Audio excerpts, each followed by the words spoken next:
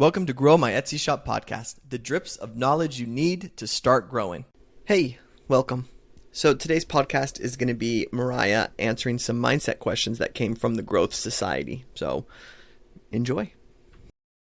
So as I was reading through your questions, what I'm going to do today, and I might change this, but to be fully honest with you, to bring people on and answer questions and stuff felt like a little bit more than I wanted to take on for the first meeting.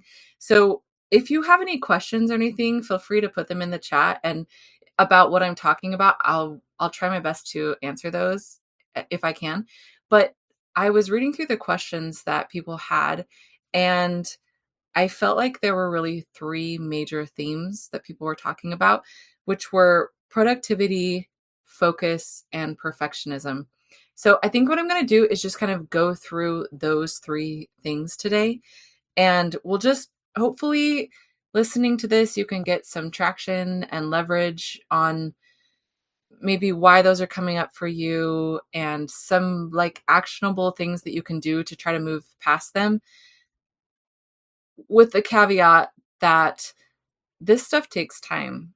So when you decide to give yourself a different way of thinking about things and approaching thoughts that we have that are maybe like impeding what we're doing in our business or our life, it's not like, oh, now I know better, now I'll always do better forever. That's really not how it works. It's like, usually what happens is you start to become aware first. So maybe you have a thought like, I don't know, let's go to one of the questions that you had about productivity. It was like, I know I should be doing this, but I don't. And why don't I? And then usually our immediate next thought is like starting to beat ourselves up about that. Well, why do I always do these things that don't really matter? Why do I get caught up on, making these things look good rather than like moving forward in my business, doing the things that I know I should be doing? Step one, when we start to have thoughts like that, is recognizing the thought. So once we recognize that it's really everything that gets in the way of doing what we want to do, it all comes down to our brains. Our brains want to, you're going to hear me say this a lot today. Your brains they want to preserve energy, and they want to not think too hard, and they want to keep you safe. Our brains want to keep us safe, and they want to preserve energy. That's really their major job. So in the context of all of the things that we think about, be it needing to focus more on our business, be it needing to be more productive in what we're doing and moving forward versus kind of staying stuck in what we're doing, shiny object syndrome, being stuck, afraid that we're not going to do it right. These are all versions of our brain keeping us safe or preserving energy. If we have to think too hard about something and we don't really have a plan on how to do it, our brain naturally will tell us that we're not going to do that thing. It feels hard. It'll give us a lot of excuses why we shouldn't do it. If doing something new feels scary, that perfectionism starts to chirp in. That's our brain keeping us safe. It's, we could fail. We don't know how to do this. What if somebody judges us? What if we judge ourselves? What if we have negative emotion as a result of doing it wrong? Pretty much every thought that we have a negative thought about a thing that we want to do comes back to those two things. So understanding that is helpful because you can start to get to the bottom of what these thoughts are about. So that's the first thing I just kind of want to put out there. The second thing is that though our brains love to tell us this and we love to believe it, so many of these things that you guys brought up are such human things. And we beat ourselves up that like, if we could just get it together then, or if we would just stop thinking these things then. But so much of this is just part of being a human being. And usually the way that you operate in the world, most of you are creatives. I can 100% relate to this mindset. I was laughing because I was reading through all of your questions and I was like, oh, I struggle with all of this stuff. I don't know if I'm the one that should be giving advice about this. I intellectually know what I can tell you that can help, but am I perfect at all of this? Absolutely not. So just disclaimer. But usually we kind of operate either from more of a creative standpoint, or we are more of like an A-type personality, or we thrive on planning and organization, and we want things to be a certain way. And we love the business aspect. We want to be in QuickBooks. We want to have the spreadsheets. We want to have everything looking perfect. Generally speaking, not always, obviously, but generally speaking, if you're a creative, that kind of stuff is just going to feel boring to you. I think 99.9% of creatives are like that. The business is something that they have to do because it makes them money, but they kind of dread it. And I think if your brain works the other way, creativity kind of freaks you out because you don't consider yourself a creative person. You are comfortable in very linear things that make sense to you. Once you have to be creative, that kind of freaks you out. So all this to say, this is all just human. So much of this is just being humans. And I'm not saying that as like a way to get out of it and not want to fix these things about yourself. I'm just saying that because I don't know if anyone's heard the phrase shoulding on yourself, like I should do this thing. It's just not a super productive way to motivate ourselves. And so once we realize, when I say like I should want to take pictures and add the right keywords into my listing rather than create something that I love to create, like it's understandable why your brain would fight you on that. It's just not very fun. And so just giving ourselves a little bit of grace and compassion I feel like it is the first step towards progress, because we don't hold on so tightly that we've done something wrong or that we are wrong. And from that space, I think it's more motivating to want to do better. So just a couple of caveats just in kind of like how brains work. So let's go into productivity. And I've already said this in so many words, but not wanting to do stuff that feels hard to you is so normal. So let's just be really aware of that. I should fill in the blank doesn't motivate our brains. And I think we've seen that with our kids. I think we see that with ourselves. We remember that in school. I'm sure we have lots of experiences personally where when we say we should do something, immediately we want to do it less, right? It's not super motivating language for us to do something from. What I suggest when it's like, we tend to be very vague in what we want to get done. So I want to grow my business. I want my shop to get more sales. I want my photography to be better. I need to take photos. Even like something like I need to take photos is much more specific than I want to grow my business. It's still very vague to our brains. So if we just say to ourselves, I need to take pictures today. I need to get my listings up today. It's going to require your brain a lot of mental energy to figure out what that looks like, step one. And so it's easier just to avoid it. It makes sense. So what my first recommendation with productivity is to break your tasks down into baby steps. So I need to post listings. Instead of saying that, you might say, I need to write down 5 descriptions. Let's give an example here so we have something to work with. I sell Christmas wreaths and Christmas is coming up. I need to create my listings. I need to have new photography. That all sounds big and overwhelming and vague. So rather than saying something like that, write down. Don't say it in your mind. I would not even, maybe this is old school of me, I'm 40. Maybe I'm going to show my age here. I would not even recommend writing it on your phone. There is something about putting something down on paper that just connects your brain to your paper. You're able to remember better. I feel like you're able to think more clearly. If you disagree with that and it works fine on your phone, go for it. But write it down. These are all the things that I need to get done to feel like I'm where I want to be today or in the next 6 months. It doesn't need to be today, but where I want to be in my business. Like these are the ideas that I have that are rattling around in my head. I want to get these done. So for our example, I want to get these new wreath listings up. So break it down. Do you need a background to take the pictures? So maybe you're doing a flat lay. I need to make a flat lay of my wreath. I need to have some cute Christmas things around that. So, okay, do I have the Christmas things? Do I need to buy the Christmas things? You're writing every single thing down that's involved in taking these photos. Is my wreath finished? Is it exactly what I want it to look like? Whatever. Do I have the things that I need? Do I have the right lighting? Do I need a light box? This is something I've done before. Do I know how to take photos? Let's say you've had a shop for a while and you do know how to do all these things. You're just dreading it because you know it's time consuming. In that scenario, you would make sure that you have all the things that you need for your photo. You're writing down all of your things. And then what is step one? After you've written everything down, I need the things for my background. I need my light box. I need my camera. I need my wreath. I need time to do it. I need this specific camera. I need Photoshop. I need all these different things. And as I'm saying this, I'm realizing that I'm making more of a list of things that you would need versus things that you need to do. Probably makes more sense to do it, things that you need to do. I need to get this camera. I need to do this. It's going to take me about this long. I've done this long enough to know that I need an hour to take the photos, from getting the stuff, setting up the light box, putting them in there the way that I want to, taking the pictures, bringing them onto my computer, editing them.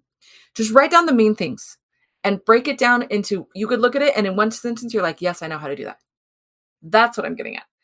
Break it down into small baby steps so that when you sit down, instead of saying, okay, and doing all that thinking that I just did, it's already done for you.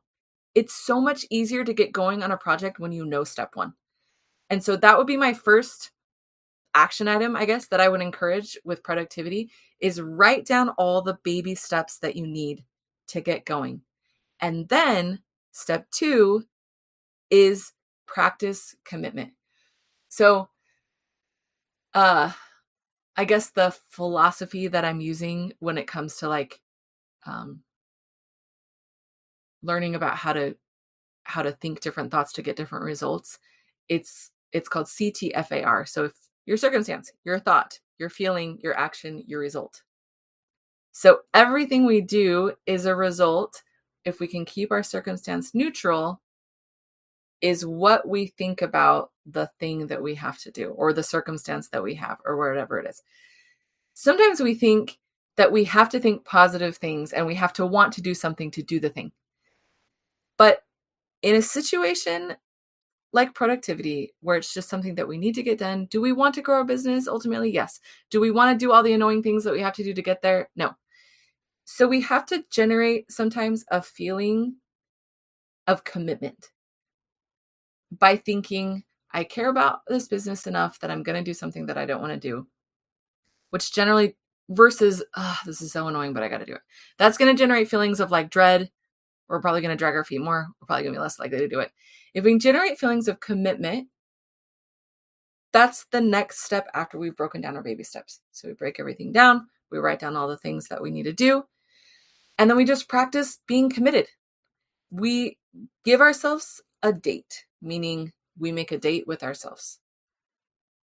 On Tuesday at 4 p.m. for 1 hour, this is what I'm going to do. And the super critical part of this is that you take that date as seriously as if you were going to a work meeting, if you were meeting a friend, if you're meeting a spouse. You would not just flake on them to get on Instagram on your phone or decide that you need to clean this thing or whatever it is that makes us not do the things that we say and tell ourselves that we're going to do. We have to get used to keeping our commitments to ourselves. The more that we do that, the more that our brain is going to believe us. And it will start to, the chatter will start to die down. Because when our brain starts to believe us, then it knows that it's going to take more energy to talk us out of something than to talk us into something. I know I'm talking about the brain like this, it's this other entity, but if you start to think about it like that, it really does give us some leverage on all of this stuff. So hopefully that makes sense. Step 1, understand this is normal. This is human behavior. Don't beat yourself up about it. That makes sense why you don't want to do boring things. None of us want to. Number 2, break your tasks down into very simple steps. 1, 2, 3, 4. This is what I need to do my photography. 1, 2, 3, 4. This is what it involves for me to do a listing. Some things may be more simple where it's like, no, I do know how to do my listing, but maybe you've wanted to bring in keywords and you don't really know how to do that. So you're putting off that part. There's usually something that we're putting off that feels hard when we have a hard time getting ourselves to do something. That's what the breaking down into steps can help. It just gives our brain less of an excuse to get that chatter to tell us not to do something. Hopefully that makes sense. Step 3 is then make a date. Don't break that date. This system or this method is going to get you a lot farther. And it might not be foolproof and you might have stuff coming up like, oh, but now that this, whatever. Start with this. Let me know how it goes and see if you can get a little bit more momentum on the things that you just really are dreading doing. Basically, our goal is to become the boss of our brain. Our brain is kind of like a toddler. It's never going to want to do hard stuff. It's never going to want to expend energy. And so if we can just start to catch that and be like, I see you, brain. I know I said I was going to do this. I know you're trying to talk me into doing XYZ instead. This is what we're doing today. And you will find and be surprised that it actually gets to be much easier. When we talk about constantly putting out fires instead of doing the thing that we should be doing, that's another way that our brain preserves energy. I don't know if you guys can relate to this, but it is so much easier for me to clean my house than to do something that I've been putting off doing for a long time, because I don't have to think about it. I've been doing it for a long time. It doesn't create, it's not, I can listen to a podcast. There's not a lot of mental energy that goes into it. And so my brain, day after day, rather than doing the things that I need to be getting done, it's so much easier to be like, I'm just going to clean the kitchen first, and then I'll get to that thing. I'm just going to fill in the blank, and then I'll go to that thing. My recommendation when it comes to focus and moving from putting out fires every day to doing things that are going to move your business in the right direction is to choose and focus on a couple of things at a time and move. I'm sure you've heard Jared talk about this. He talks about it with me and with our kids all the time, moving the peanut. Choose a couple of things that are going to move the peanut. So that's the action item when it comes to lack of focus. You can go through a whole day and you can be busy and going a million miles an hour, and at the end of it be like, what did I actually accomplish today? And the truth is, you accomplished a lot. Did you move the peanut? Not necessarily. So I'm going to give you an example in my own life. I do not currently own an Etsy business, though I did for many years. But currently in my life, I have 5 children and I homeschool those kids. And so there is no end of things that need to be done around my house, and laundry to be done, and dishes to be done, and messes to be cleaned up. I have a 15-month-old who's constantly making messes. And so can I be busy all day long doing things? Absolutely. There are things that I want to get done in our home. If we just go from a home standpoint, I'm just going to focus on this. There are home projects that I want to do. There are rooms to be painted. There is furniture to be rearranged. There are rooms to organize. Those things, and this is how I think about it, there are things that need to be done again tomorrow, and there are things that a week from now are still going to be done. Does that make sense? So like my daughter, we moved into this house a year and a half ago now, almost. I painted her room a year ago, and she's been asking me to decorate it, like to put stuff up on the wall. And I've been telling her that I would, and I would, and I would, and I never do, because I got to clean up the kitchen. I got to do the laundry. I got to change the baby. I got to put out the fires, right? And so I decided this is something that's going to still be around in a week. I am going to prioritize this thing. And I painted a mural on her wall. And it took me 4 different days of finding the time to do that thing. But I noticed that once I started that project, it was so much easier for me to finish that project, because I knew that mural is going to be there for years to come. It's something where like cleaning the kitchen is not. So that's an example in my own life, in my house, but bring it into your businesses. Are you just fulfilling orders and catching up on orders every day? And that's all you're doing. And you're making the products to fulfill the orders.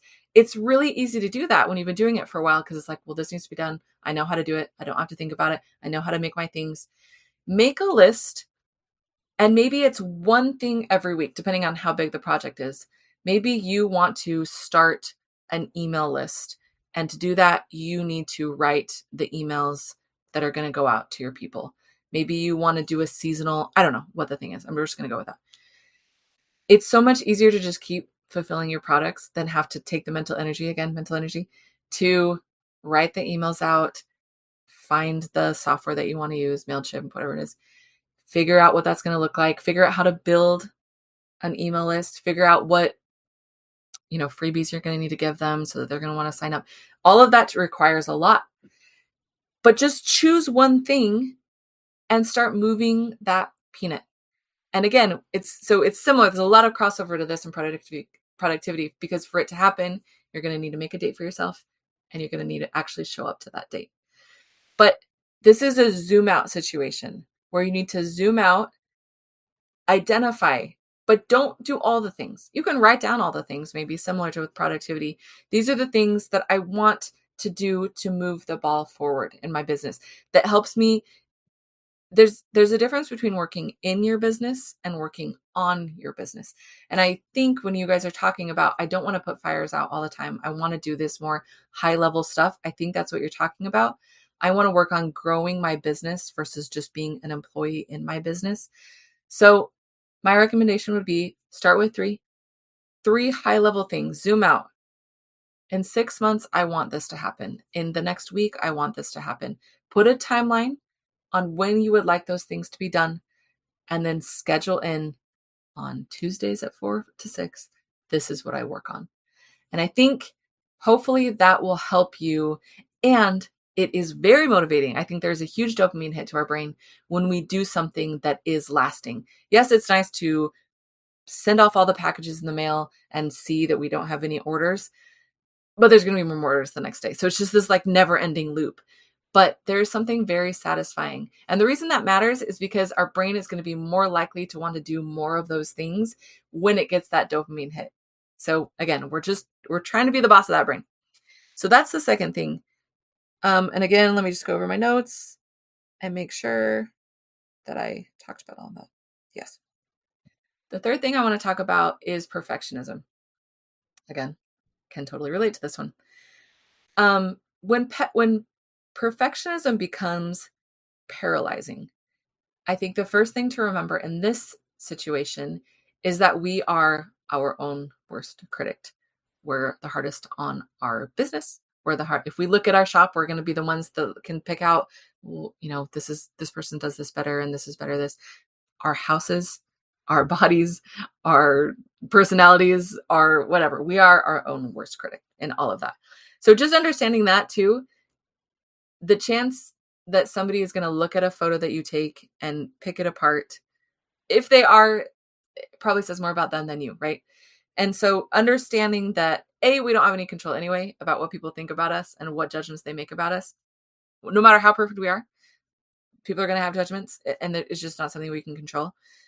B, we are going to judge probably more harshly than anybody else. Just helps us, again, to kind of like lighten all of this up, because perfectionism can be paralyzing when we make everything very heavy. And again, back to the things that I keep saying, preserve energy and keep us safe. It can feel scary for our brains to do things and put ourselves out there. Because what if somebody judges us? What if we judge ourselves? What if it crashes and burns? What if we try to do something that we don't know very much about and we embarrass ourselves? There's a lot of reasons that we can give ourselves why not to try new things. And perfectionism usually comes from that space of like, if I put myself out there, then something's going to happen. If this thing isn't perfect, then I'm going to feel bad about myself, or whatever it is. So understanding all of that, and then understanding that there is no such thing as perfect. There's always going to be a person that does it better than you. There's always going to be a person that does it worse than you. And it doesn't really matter anyway. The most effective way to get out of that slump of perfectionism is genuinely to just do it. And to be okay with it not being done well. Just getting something out there. Somebody likes to call it, I've heard it called version 1.0. I am going to take these photos. I just got a new camera. I've never used it before. Here we are currently. You guys, this is me doing a 1.0 version of a webinar. I have notes. I feel like my thoughts are all over the place. I hope people are getting value out of this, but I've never done this before. And when Jared was like, is this something you would do? I was like, I don't know that I am the one. I'm sure there's a more qualified person out there to do it. But I just am trying to not be limited in my life by perfectionism. And so I don't know, this is probably a hot mess. Like I said, hopefully it's making sense. But I just bring that up to say it's still here. It's still happening. And hopefully people are getting more value out of it than if I didn't do it. And that's the mindset that I think we kind of have to get ourselves out of perfectionism. So I'm going with photography because that's the thing that somebody did bring up.